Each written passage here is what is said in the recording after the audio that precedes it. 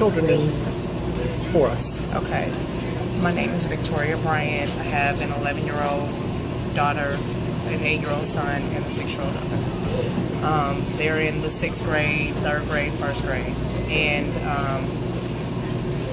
And I am a part-time worker for a not-for-profit organization as well as an AmeriCorps volunteer full-time. So I work first and second shift. Right now, that makes up an income that doesn't quite pay for everything. So it is good to be able to have public assistance and be able to accept food stamps in order to take care of me and my children. How much do you get weekly, monthly? It's a monthly stipend, right. And we already know from the beginning that it's not supposed to be enough to cover you all month. It's mandated. It's not supposed to be enough to cover for the whole month. So I would say I've gotten as much as $548, and that was when it was myself, my significant other, and just my 6-year-old at home without him working. But I've gotten as little as $168, and that's me working, him working with 3 kids in the house. For some reason, whatever calculation they made, they thought I only needed $168 in help in a month.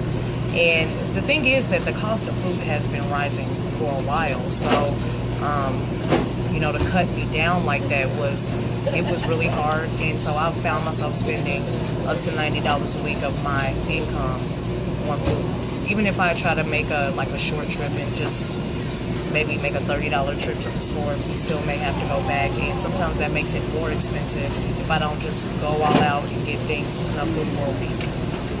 What kind of, tricks or tactics that you use to try to make that small amount, stretch for the whole month? Okay, well, that 168, if it comes on, for example, I get it on the 5th. So on the 5th, we've already probably been piecing together meals for a week.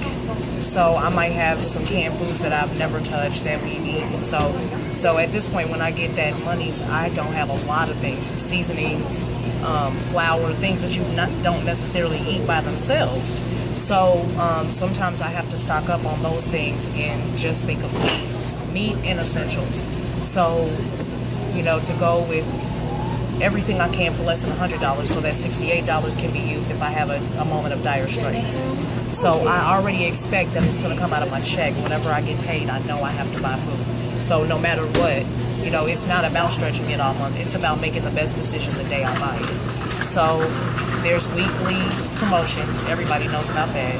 There's the store that I shop at. I mostly only shop at Kroger. Now, it is the most convenient thing, but they also have sales, and they also have an app where you can get some other exclusive sales.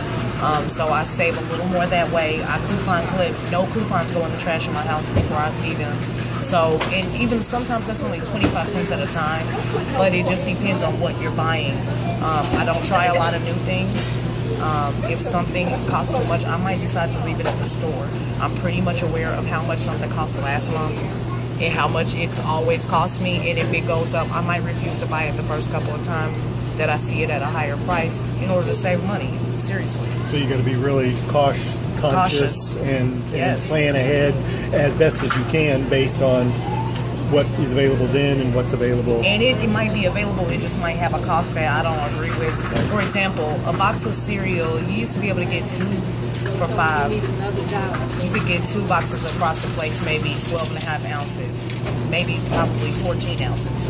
Okay, now an 11-ounce box of cereal is $2.99. So now I buy a 32-ounce bag of cereal that is the Kroger brand, that's Frosted Flakes, and that's 32 ounces for $3.99. That's $1 more for another 16 ounces of cereal. I don't think everybody does math like that when they buy food, but I do, and I have to, because I have 3 kids who would love to have cereal every single morning. Okay, so that brings up another way that I save with food. Yeah. Kids have free lunch and breakfast in school right now. This is something that's new, that it's just provided for free, period. It wasn't like that when I was a child. Right. So our kids might ask for food in the morning. I don't give them anything for school because they have daycare and they have school. So that's one way that we stretch food, is that I don't give them food when they're going to be given food at school. do they automatically get that, or did they have to qualify? Did you have to apply Well, for they that? qualify for free lunch already, but I believe some Indiana state schools have just started providing based on the mean income of the kids in the school. Okay. So if there were more kids getting free lunch than not, then they changed it over to everybody gets free lunch. It's just offered. So, but there's an interesting factor even in that. They have rules that they have to abide by as far as giving milk and whatnot. Well, I have a child with a sensitive stomach who doesn't drink raw milk.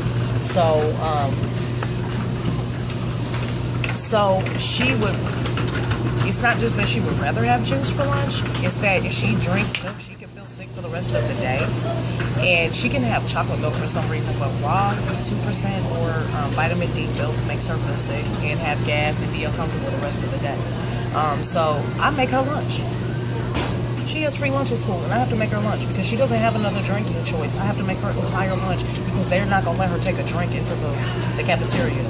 That's something I'm sure you didn't even expect to come out in this conversation, but No, but it's another expenditure that adds to my grocery bill every month. I think when it comes to food insecurity, and they seem to apply for some of these programs. Apparently, one size fits all. You either have to participate in the program we offer, but if you divert just a little bit away from it, then you can't participate at all. Yeah. So you can't even bring in your own, pot. Just like her you say. drink. Yeah. Right.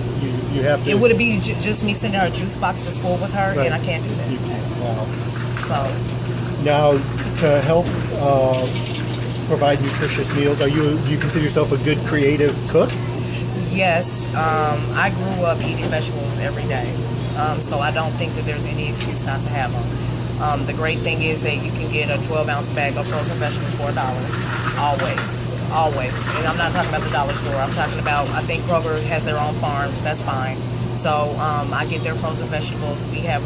We'll have broccoli and baked potatoes. We'll have, if I have macaroni and I don't have a lot of other options, I'll mix broccoli with macaroni really good. I put broccoli in quesadillas. I might offer steamed broccoli as a snack, or I've warmed